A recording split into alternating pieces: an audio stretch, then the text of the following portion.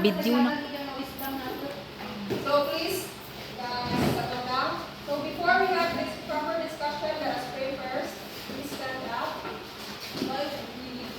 Chair with the prayer. The chair, please. The prayer. Father, Son, Holy Spirit, Amen. Our Father in heaven, we pray your kingdom come, your will be done on earth as it is in heaven. Give us this day our daily bread, and forgive us our sins, as we forgive those who sin against us. Do not bring us to the test, but deliver us from evil. Amen. Our Lord is in heaven. So, good afternoon. Good afternoon. So, we are the reporters for this afternoon. Along with me is Miss Janenica Sugranas. So, sit back and relax because we have a very interesting topic for this afternoon. So, along with the 8,000 living species of marine invertebrates, these organisms are considered to be the largest, the most mobile, because due to their flexibility, wala sila bukog, so mo rin makainin nila na paspas sila. And they are also considered to be the most deadly because aside from their beaks, katong serve as their weapon, they have this ability to excrete toxic venom enough to paralyze their prey. And also, they are considered to be the intelligent or the brainy ones in the oceans. So, unsa man sila? They are the cephalopods. So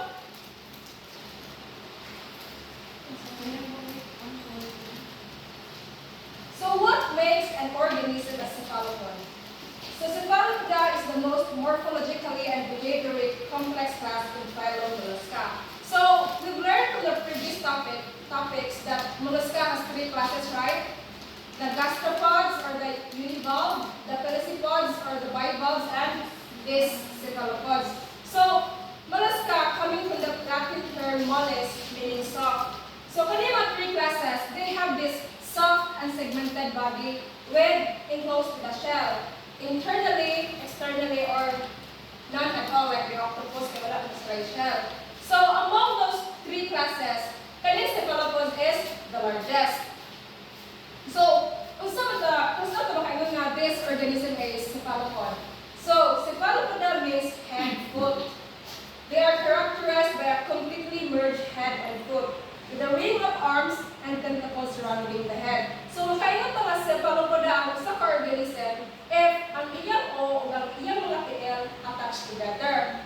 So, unlike sa uban, di ba, mga organisms, dapat na ay mga lawas, ay lawas in order for the head and tail to attach. So, unsa man ang tail na I'm referring to? These are the arms and tentacles. So, we must remember that all cephalopods have arms, but not all cephalopods have tentacles. So, gets ra? So, kanang arms and tentacles, it is present sa squid and cuttlefishes. So, duha ka tentacles, so a pair of tentacles, so duha ka buok, and plus there are 8 arms plus 2 tentacles, mo na gitawag sa decapods. So, sila kabaw na ay arms and tentacles, the squids, and the cuttlefishes. So, they are termed as decapods. Unlike sa octopus na wala sila tentacles, they have only 8 arms. That is why they are also termed as the octopods. So, top 10 appendages, decapods. 8 appendages, decapods. That's it. So these are the example organisms na nagulong sa cephalopods. Number 1 is the octopus. Number 2 is the giant squid. So a quick fun fact about giant squid is that it can grow as large as a school bus. And in fact, in year 2007, na ay largest colossal squid ever caught na nag-weigh around 500 kilograms. Yes. And kung mahiwang mo is, are giant squids still edible? Makaon ba sila? What are your guess? Di. Makaon? Di. Dili na sila Nadili makaon. lagi. Because tungod silang kadako, they possess this high concentration of ammonia. Kaya sa kanila nila yung ammonia.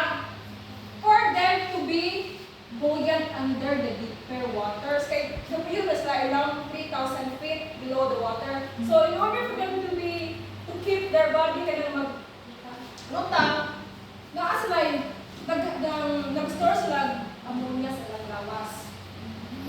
And the third is the cuttlefish, or what we term locally as hubutan. Hindi. So may hubutan din. Ha? Hubutan. So cuttlefish have this internal shell, what we call as the cuttle bone. So ganun cuttle bone mo nagagamit sa mga langgam, di ba? Ilan yung pupon. Bantay wala ang puti nga baga. Like sa garan butang sa cage sa mga lovebirds. So ano kahanga? Cuttle bones are good for the birds. Huh? Cuttle bones are good for the birds. Birds? Yes. Because Because yes, because it is their source of minerals and calcium. Because as we all know, calcium is good for the bones. So mo ang mga palingkon nila. Ilan ituktukon, and then ilan i-choke kung sa tuktok sa cuttle bone. And the last one is the chambered nautilus shell. So their taxonomic classification: kingdom Animalia, phylum Mollusca, and class Cephalopods. So moving on to the biology or characteristics. Number one, their arms and tentacles. So of course, it is mainly used for capturing prey, locomotion, and manipulation. So kaning arms and tentacles, they have these powerful suckers na function as the suctional caps. Kung saan nilang gustong i-grab, mauli ang grab musuyok sa kung saan ilang gusto na i-grab. So sa octopuses, it is served as their sense of touch and smell. And even kaning their tip of their arms, mauli ang gamitin nila para makalakaw sila in the sand bottom. And for the case of cuttlefish and the squids, di ba they have these tentacles? So, tentacles, gagamitin nila para to capture a far away prey. Kaya kaning tentacles, it is retractable. Kung saan retractable? Parang bayong ba, if imong gamiton, extend. Kung di, mahibos nila. So, second is high intelligence. So, di ba, di mo balihan nga, they are considered to be the brainy ones. So, they can't be called the brainy ones without proper reason. So, kanang cephalopods possess this well-developed brains for them to, they have this ability to solve problem, to remember, and to learn by experience. Like for example, di ba, kung makasunod sila sa passive fish pots na bilin sa lawang sukaan, they have this ability to immediately escape. So, bilis na maglugay na kahit bright po sila. And another thing is that they can open a clam. A clam bitaw niya. Musod sila anak para utago sila for their potential predators. So, Nahain din. temporary naman, kaya ilang nabilihan yung tago sila na so ilang himuuling ba, ba? Habitat. Ako na naubuan ko daw kaya mo magtuyok. Oh. And surprisingly, they can even open a cup of jar. So ilan yung likusan na nagamit lang ng arms hanggang mag-bring nila nakita kung ba. Kailangan sila itong suctional cups mo at naggamit ko nila. Kaya gusto mo itong hikot doon. Pero di hard ka yan. Ha? Tay.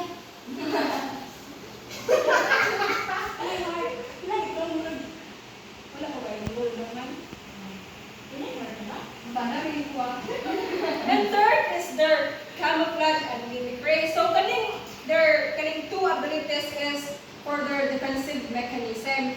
So camouflage is their ability to blend with the color of its surrounding. And also they have this ability nga to change ilang texture daw. Like for example, if naa sila sa Calabar nga coral reef, they have this ability nga murag magaspang ko ng ilang kanang lawas. Ika, color o bang texture ko. Dahil di ba gaspang mo ng corals, nasa the ability to change themselves into kanang something rara. Kay ilan iwapon kay not only for escaping predators but to ambush prey. So mag-atang sila, kanang mailan nila ang mga prey ba. And another ability is mimicry. So nasa the ability to mimic or awato nila ang isa ka organism for them to prevent predation. Like for example sa pictures, diawat nila ang flounder o flatfish. Kani. Ang kani, yeah, lionfish and sea snake. So fourth is jet propulsion. So cephalopods intakes water through their mantle. So katong mantle, mo ang ganitong kita sa squid, mo yan. Ano bang V-shape, mo ang mantle. So ano sila pasod ng tubig? Ila air-release through the siphon. Siphon is a tube-like structure sa isa ka cephalopods in which kung ma-release nila ang tubig diri napita, makahimo sila og locomotive force which gives them a faster mobility. So kaning siphon, it serves as kanang murag turbo sa motor pa.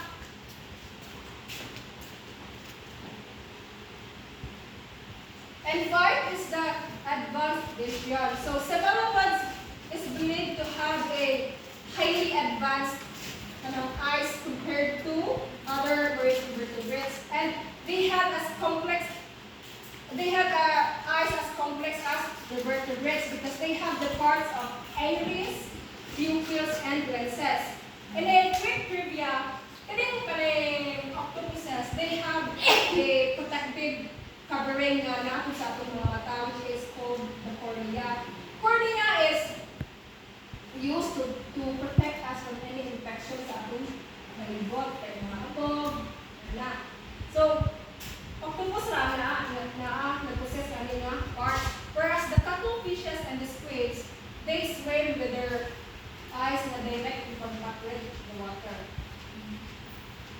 And six is the ink defense. So, ink defense is also a defensive mechanism of cephalopods. So, unsa man yung ink?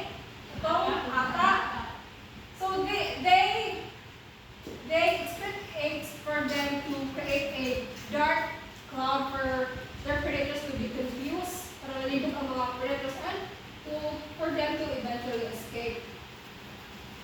And seven is short lifespan. So, although cephalopods have this sophisticated or interesting biology in their life, they believe to have a shorter lifespan. So, typically, cephalopods only live for 1 to 2 years. And ang most largest squid is have the capability to only live for 5 years. And the anatomy of the giant squid. So we have the mantle, ang duha niya fins, stomach, gill, ink gland where the ink is released, funnel, o ganing nga siphon, radula o ganing tentacles na tantas, and then arms. So reproduction. Cephalopods reproduce in various ways, but mostly sexes are separate and mating usually includes a courtship that often involves elaborate color changes. So, in order for a male cephalopod to attract female mate, magbasikat siya through camouflaging and bioluminescence. Gusto mo lang bioluminescence? Kada musiga, ilang lawas na mag-amag through the chromatophores. Gusto mo lang chromatophores? Maori ang kanang patak-patak silang lawas baka na itom-itom. Maori ang kanang responsible for kanang changing their color, changing their texture, and bioluminescence. So, if ang male kanang cephalopod is successfully naka-attract siya og kanang female mate, internal fertilization happens.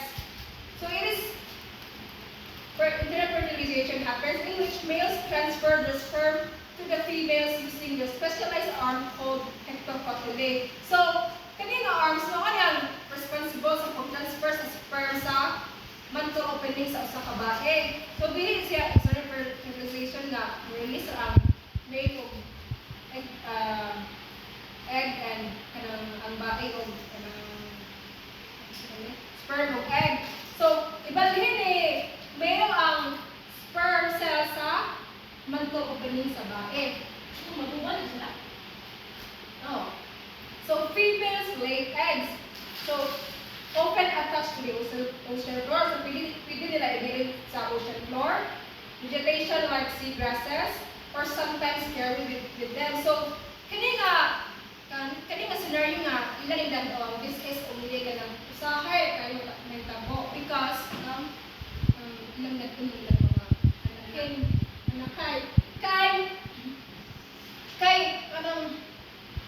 Cephalopods mostly do not provide parental care with their youngs. Kay nga naman, kay after spawning, mamatay din sila.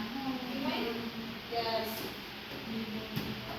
So, their reproductive patterns is sila mga kaon.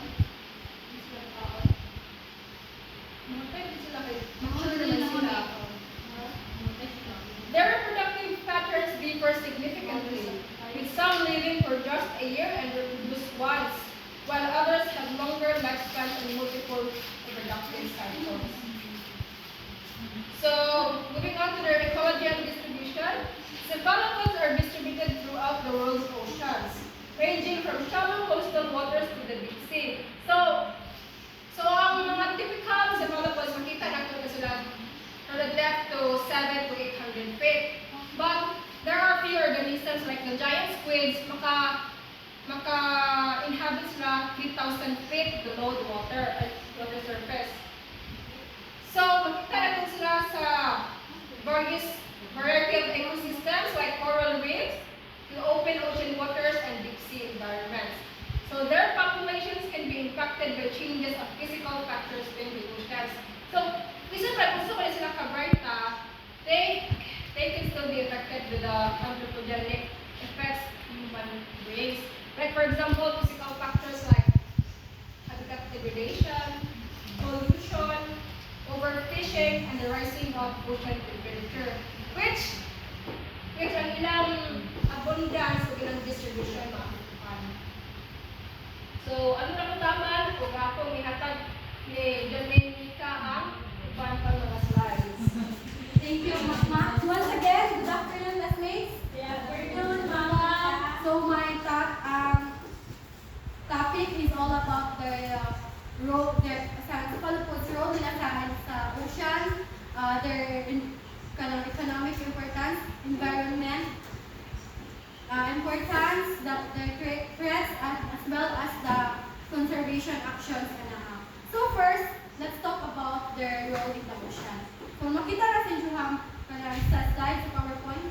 So I have provided three role nila sa ocean. First, very good, predator and prey relationship. So these skilled hunters, bagingan to ni Makmak, they are camouflage sila para mo ambush sila ang prey. So these skilled hunters mukha sila sa kadaghanan sa ilang prey. So sa ato pa mo maintain sila sa balance sa food web. So second one, we have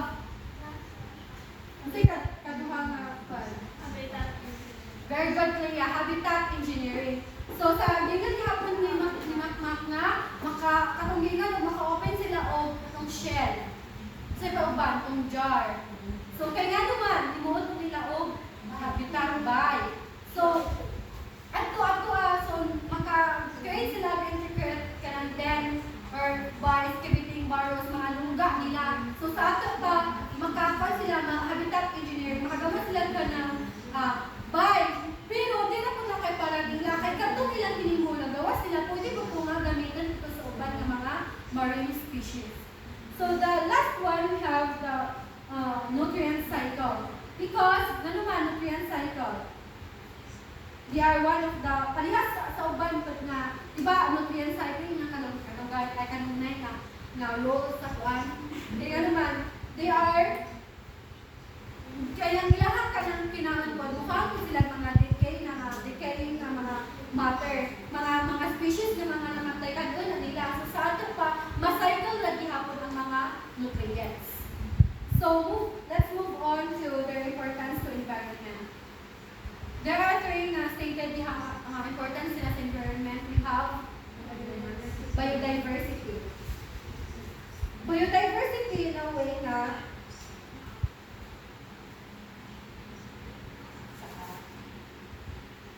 so they are the most diverse group sa marine animals with over 300 na known species of cephalopods. They are one of the most diverse groups. So they also have their own ecological niche or needs. So they contribute to the overall biodiversity sa ocean.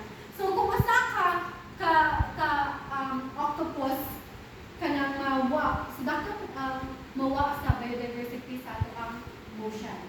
So next, we have the ecosystem resilience. So sa hangginan pa naatay predator and prey relationship. So nakakontribute sila sa stability and resilience sa entire ecosystem. Kaya kato, di ba, di-control nila ang sa food web.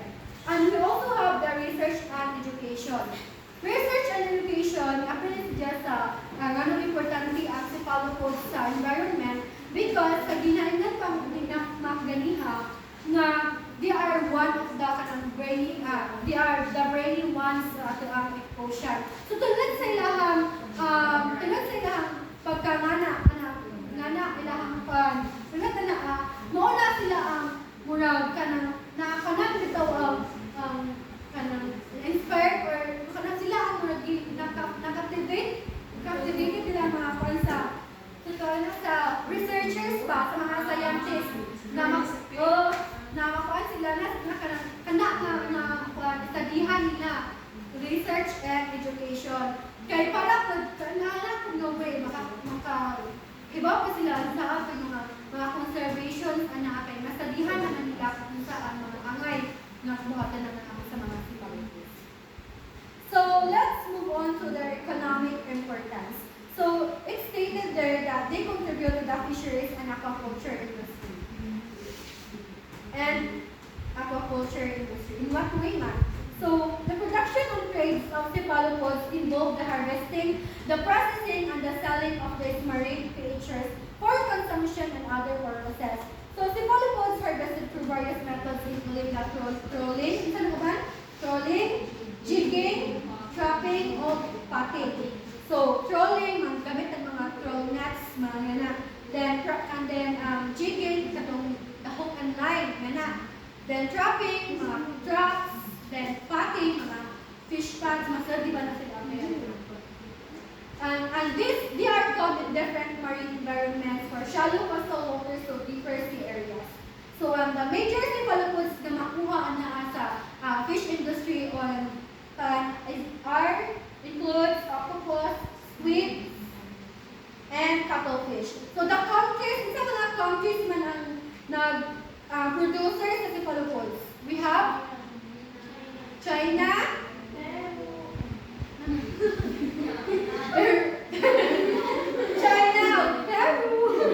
Peru, Morocco, India, and Spain. So mga to ang mga producers, mga producers sa cephalopods. So cephalopods are globally traded as seafoods. So na mga products na processed products involve mga dried, mga frozen, uban gisad sa can, di ba na? Mga squid kanang sa can, isa na mga squid, di ba na sa can? Ingana, kaya sago na to, kanang na to, ingana, so ingana mga products ng can, dried, o frozen. And classified and frozen. Then, let's go to their threats. So, tanan tingali nga marine species kay mahunggaan jud ang mga threats. And sa man mga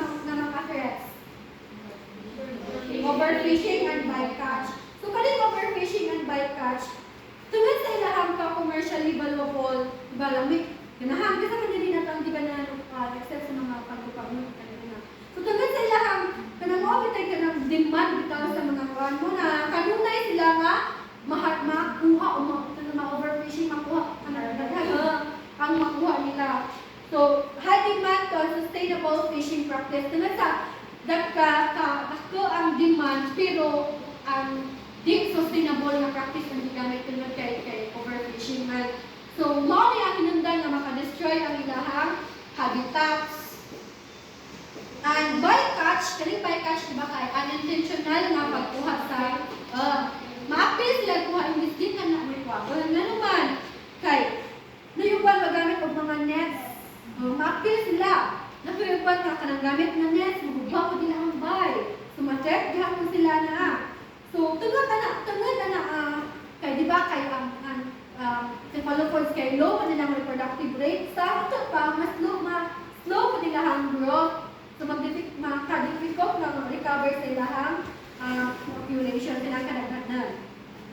And we also have the habitat destruction and pollution. So balik-balik na natin na pang ginagawa na masubot ang for example mga corals